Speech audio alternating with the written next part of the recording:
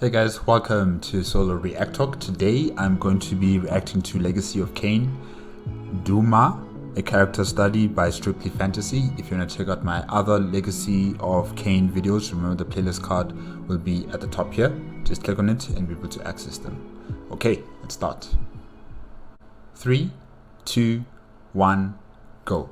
The centuries in limbo have honed my strength. Not even Kain is my equal. He looks like Batman, but like a supersized Batman with the horns like that. Yeah. And he says he's not even Kain is his equal. Those are big words. Intermediate centuries between Raziel's execution and revival, Kain disappeared, abandoning his empire of vampires and leaving his throne empty. Tyrell, second raised of Kain's lieutenants, felt himself to be the most important member of what was left of Nosgoth's ruling class. It is of little wonder then why Tyrell considered himself to be the rightful heir to the throne, with both Kain and Raziel gone. Unfortunately for him, he'd soon find out that his younger brother Dumah was not so quick to agree. For Dumah himself, Kain's disappearance was the perfect opportunity to fulfill his ambitions. He wanted to prove once and for all which clan boasted the superior fighters. The Reavers of Clan Dumah in particular were some of the most dexterous and stealthy predators. Sired by their patriarch, they were natural-born hunters, capable of outthinking and outrunning most opponents. Dumah was firm in his unwillingness to accept Tyrell's claims to rulership over Nosgoth, and likewise his clan treated the Tyrellians' belief to being the premier warriors of the vampire race with equally amused contempt. While this came as little surprise to the rest of the lieutenants, they hadn't reckoned just how far Dumah was prepared to go to secure ultimate power for him and his progeny. War broke out between the clans, with Dumah challenging Tyrell's dominance directly. Vampire fell upon vampire, and while the tyrants of Clan Tyrellium were superior at dishing out heavy-handed carnage in most straight-up fights, they couldn't prevent the Dumahim's hit-and-run raids. Suffice to say, the conflict was bloody, with both sides suffering heavy casualties. You know, in this vampire civil war, right, I think maybe, once the dust had settled between all the factions, if there was like a human empire or a human kingdom still alive during those times, or maybe even the people who were captured as slaves or as workers for the vampires, they should have risen up and fight against the vampires in their weakened state.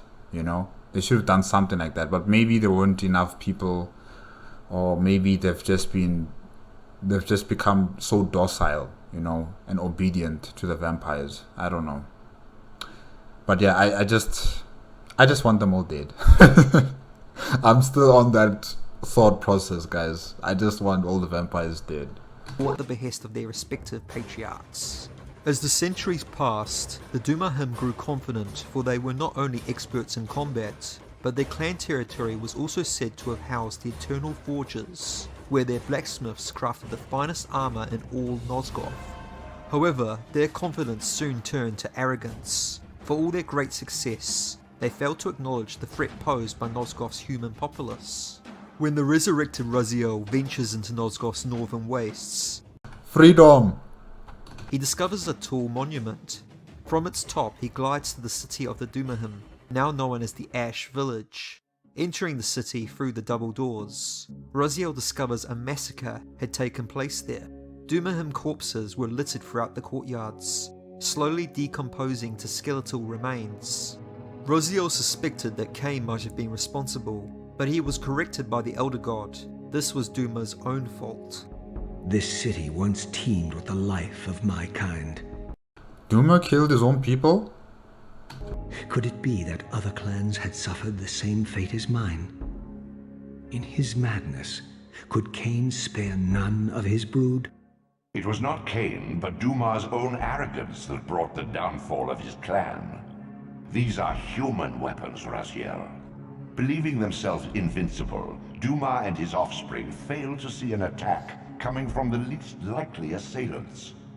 Complacent in their arrogance, they were taken by surprise, allowing the human vampire hunters to decimate their ranks with little resistance. The few that escaped have been reduced to scavengers. Here we learn. But the job is not done. They're still out there. As scavengers, we need to eliminate all of them. All of them. Whichever human society is still left out there, please focus on doing that. Wait, why am I so serious about this? I mean, this game was done so many years back, so there's not going to be any more games centered around Legacy of Kain for some time, probably. I don't know.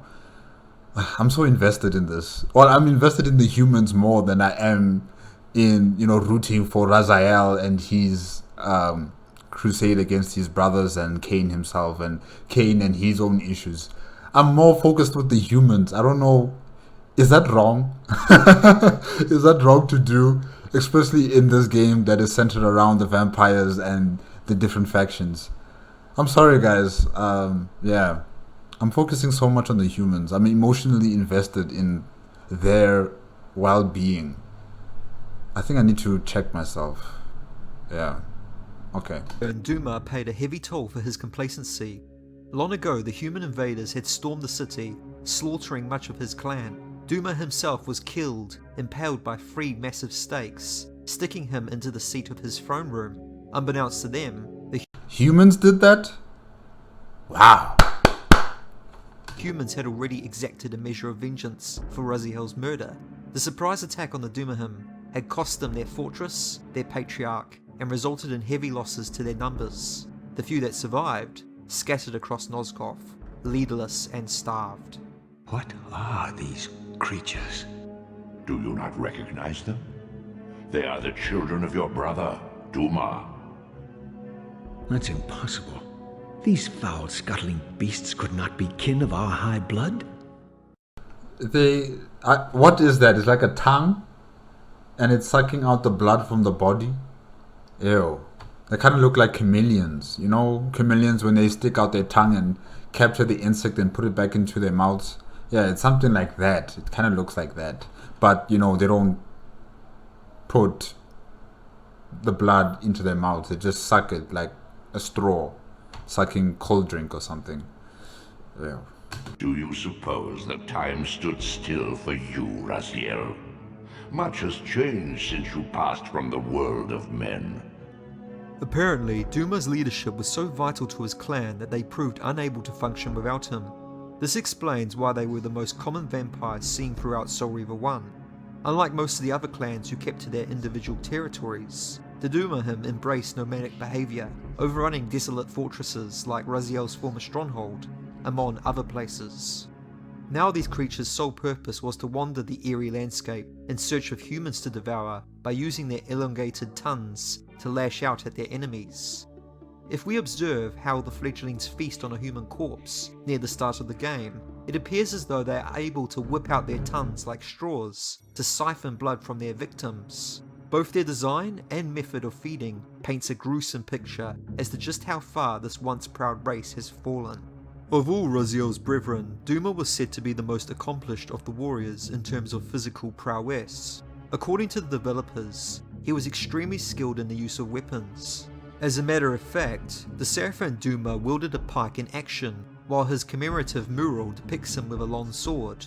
Raziel comments on Dumah's quality as a warrior when he finds his brother slouched and bound to his throne. While he used to come off as a bit stoic and reserved in his pre-evolved vampire form, Dumah was known for taking great pride in his fighting skills.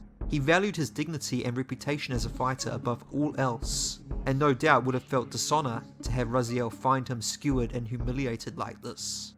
My brother Dumah, a powerful warrior in life. He would have burned with shame to have me find him here like a stuck pig. I should point out that the developers added a really cool detail here that's easy to miss. An optional cutscene can be triggered if Raziel shifts into the spectral plane before resurrecting Dumah. When Raziel does so, he encounters the manifestation of Dumah's spirit haunting the throne room. Come to save my soul, prodigal brother. Not to save it, but to take it. Your only salvation is release. I must admit, seeing this scene for the first time shocked me because I completely missed it on my first playthrough. but it does make sense that his spirit would be here, given what we know about how death works in Legacy of Kain. Following his demise, Dumah's soul became trapped in limbo, existing in the spectral realm, whilst remaining tethered to his corpse in the throne room. The time he spent lingering here transformed him into a vampire wraith, similar to the ones Raziel previously encountered on his journey. Vampires who are killed in battle by being impaled by a spear, stake or some such weapon can still exist in the spectral realm because their souls cannot return to the Wheel of Fate. The likely reason for this is because of their nature as undead vampires. When a vampire's soul is disconnected from its body, it can manifest as a spectral creature that feeds on the energies of other lost souls, much like how a vampire in the material realm drinks blood. This would suggest that these wraiths have adapted their previous vampire natures to this new plane of existence. So, Yeah, I was just also going to say it's something like what happened to Ariel, right? Ariel is also just stuck, around the pillars, the 9 pillars, and she's just there. She can't really transcend and go beyond this and, go into the next afterlife. She has to just stay there for eternity, So yeah, I guess it's something similar to what happened to her with Dumah. as long as their souls had not been devoured by one such as Raziel, and as long as their corpses still remained intact in the material realm, these beings can theoretically return to their bodies when the initial cause of their fatality is removed. In most cases, this would occur when a spear is plucked out from a vampire's carcass. However, if a soul was consumed, the body in turn would disintegrate completely, which implies that the soul is somehow capable of preserving the body, even when the two are disconnected. But then again, the Dumah corpses scattered throughout the ruined city appear to contradict this notion. If we examine them closely, it looks like they have decayed. Their presence in the Ash Village must mean that the souls of Dumah's clan still existed in the spectral realm, but for whatever reason the bodies weren't being preserved very well. Perhaps The humans didn't do a good job. Staking them is not enough. You guys need to burn them. And you need to burn down the entire castle or this city. You need to burn it down. You need to raze it to the ground. Make sure that, you don't even realize that there was a city here before. You guys have to tap into that barbaric, conquering, mentality in you. You have to be like, I don't know, you have to be extremely thorough and violent when it comes to destroying these types of facilities and vampires. You need to burn them. It's the only way. the human invaders had devised some means to damage the bodies of the clan beyond repair. In any case, Dumah's death had made him stronger than ever. His incarnation in the spectral realm is invincible, and fighting him here in this place is futile. The only way for Raziel to beat him is to fight him in the material realm, where his soul can be wrenched out from his physical body. Unbound at last. I thank you, brother. Your thanks are premature, Dumah. I have not forgotten whose hands bore me into the abyss.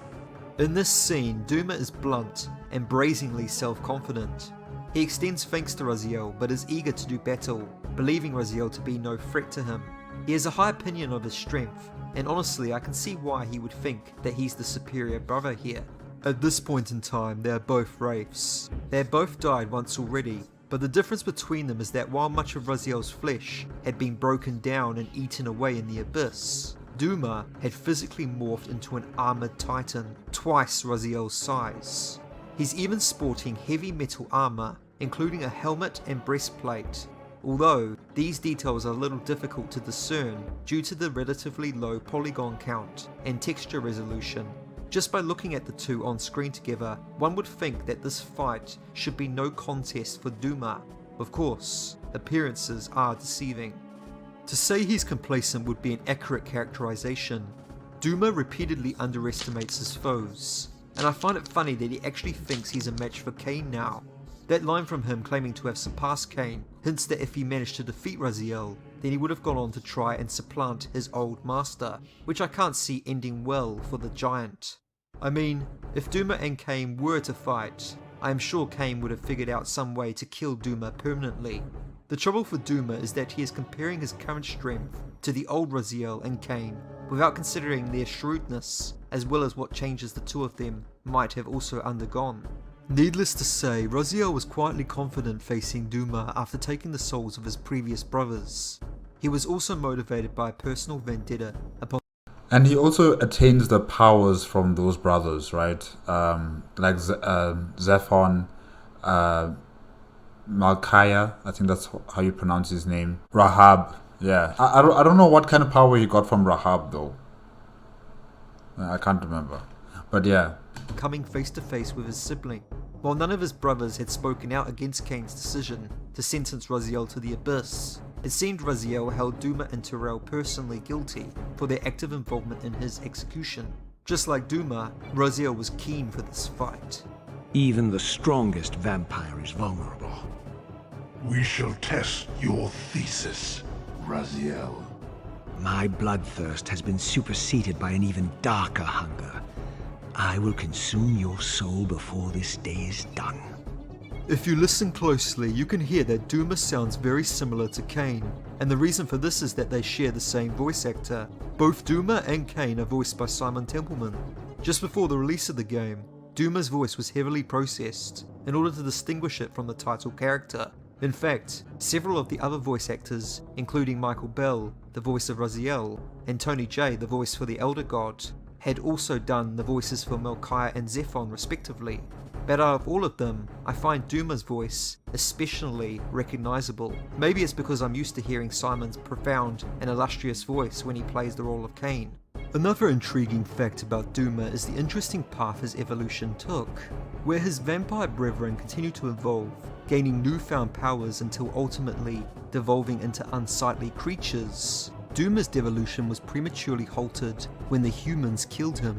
This explains why his appearance is not as horrific as his other siblings. Over time, his fellow clan leaders gradually mutated, all adopting bestial features. Malchiah, for example, turning into a slug, and Zephon into a praying mantis, spider-like hybrid. It is unclear from the games which animal Dumah would have eventually come to resemble, but the developers have offered some insight into this. Specifically, they have said that if he continued... A rhino? Okay. That would have been weird if he turned into a rhino.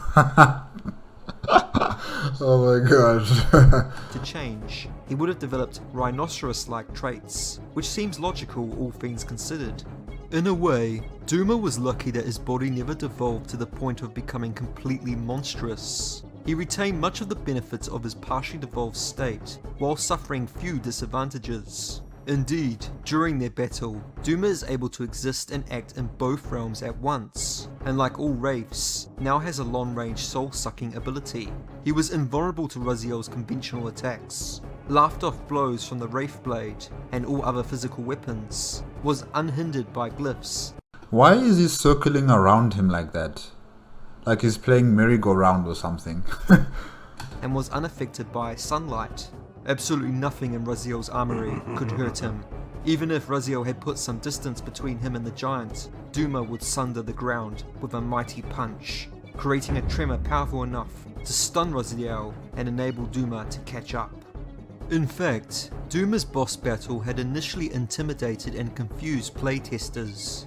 When they were challenging him for the first time, the testers were rather unnerved by being chased by this colossus of a vampire. It is said that some people also had a hard time figuring out how to kill him as well. For those of us who have completed the game, we know that Raziel was forced to retreat, leading Dumah in a frantic cat and mouse pursuit into the city's furnace, where he ends up incinerating him. Not even Dumah's armor could withstand the intense heat of the flames. Upon devouring his soul, Raziel gained the Constrict ability, which if I am to be honest is probably the most useless power-up Raziel receives. Practically, Oh, the merry-go-round. its only purpose is to solve puzzles, but in combat it's more of a hindrance than an asset. It's supposed to let you bind enemies in place by running circles around them, but to do this you're essentially letting the enemy attack Raziel while he runs, and you're relying on them letting you complete the binding in which case they're likely already holding still anyway. The power-up was so bad that the developers decided to cut it out from the sequel. Following Soul Reaver 1, we never see it again. In any case, now armed with Dumah's so-called gift, Raziel sets off to explore the canyons up further in the valley as he nears the end of his time in this era. Consider leaving a like if you enjoyed this video, and tell me down in the comments what you appreciate most about Dumah.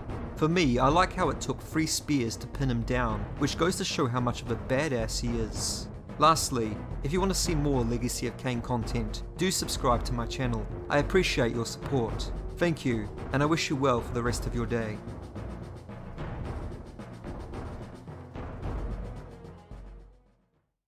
Okay guys, that was Legacy of Kain Dumah, a character study by Strictly Fantasy. Yeah, Dumah, yeah, he was arrogant.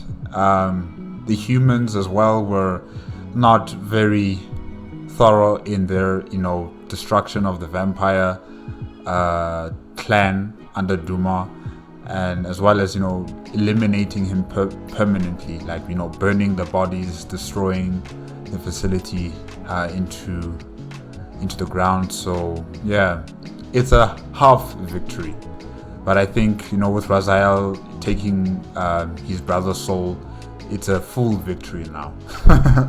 I'm not sure if the vampires that were created by Dumah are also all dead, or is it just him alone, and then the vampires that he sired into the world, they still continue. I'm not sure about that. Just like with all the other brothers, all their vampires that they've created, are they still alive once their souls have been taken by the Soul Reaver, or are they still around? Yeah, I'm just wondering about that. Dumah could have become a rhinoceros if he had continued to evolve like his brothers. Yeah, that is still so weird. I'm just trying to imagine that. It'll be so weird, really.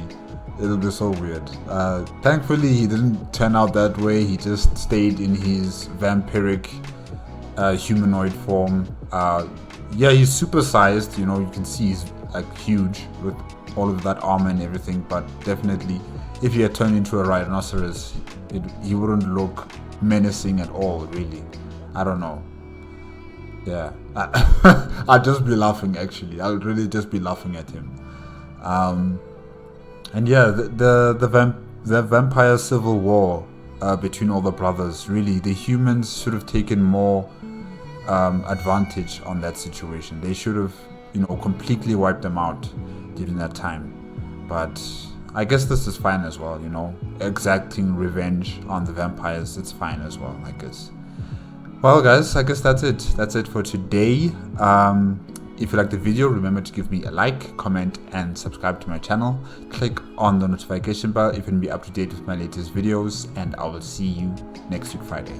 Okay, bye bye.